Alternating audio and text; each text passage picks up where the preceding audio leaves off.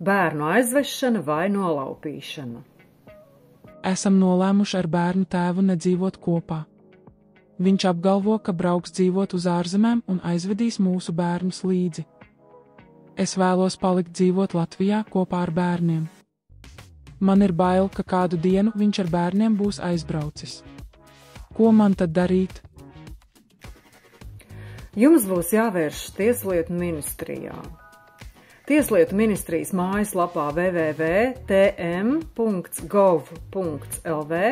ir norādīti kontaktālruņi, kā arī ir sadaļa bērnu tiesību jautājumi. Tālāk bērnu pretiesiska aizturēšana, aizvešana. Tālāk bērns aizvests no Latvijas uz ārvalsti. Tālāk jāaizpild iesniegums par bērnu atgriešanu. Ja pāris nevar vienoties par bērnu dzīvesvietas noteikšanu, tad nepieciešams vērsties tiesā ar prasību par bērnu dzīvesvietas noteikšanu, uzturlīdzekļu piedziņu, saskarsmes kārtības noteikšanu. Tiesa izprasīs bāriņtiesas atzinumu, pie kura no vecākiem bērnam labāk dzīvot.